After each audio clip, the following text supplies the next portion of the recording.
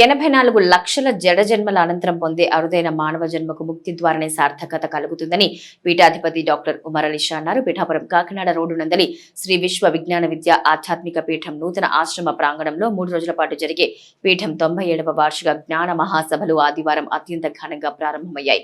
ముందుగా జ్యోతి ప్రజ్వలనతో పీఠాధిపతి సభలను ప్రారంభించారు. ఈ సందర్భంగా అలీ షా మాట్లాడుతూ జీవాత్మ పరమాత్మగా పరిణామం చెందే అద్భుత అవకాశం ఒక్క మానవ జన్మకు మాత్రమే ఉందన్నారు. ముక్తిని పొంది తరించడం కోసం జీవాత్మ మానవునిలోని మానసిక శారీరక వ్యవస్థలో ప్రేరణ కలిగిస్తుందని పేర్కొన్నారు. ధర్మ మార్గాన్ని అనుసరించడం ద్వారా మాత్రమే ముక్తిని పొందగలుగుతారని తెలిపారు.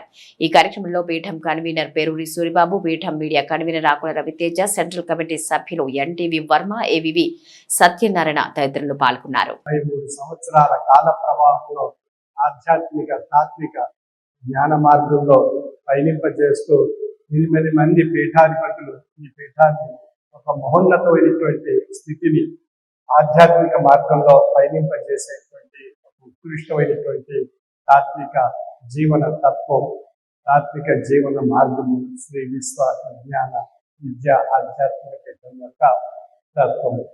అందుచేత ఈ పీఠం యొక్క తత్వంలోనే మనకు చెప్పబడుతుంది విశ్వ విజ్ఞాన విద్య ఆధ్యాత్మిక పీఠము. విశ్వం అన్నప్పుడు ఈ సృష్టిలో ఉత్కృష్టమైనటువంటి జీవి 84 లక్షల జీవరాశులను క్షాళనం చేసుకుని ఆవిర్భవించినటువంటి జీవి మానవుడు.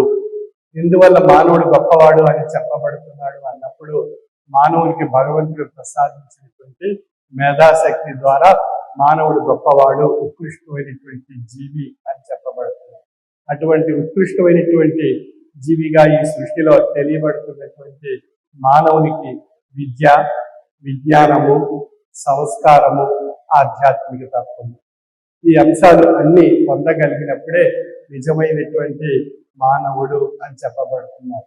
అటువంటి మానవునికి ఒక ఆధ్యాత్మిక బాటను తెలియజేసేటువంటి తత్వమే శ్రీ విశ్వ విజ్ఞాన విద్య ఆధ్యాత్మిక పీఠం యొక్క తత్వము.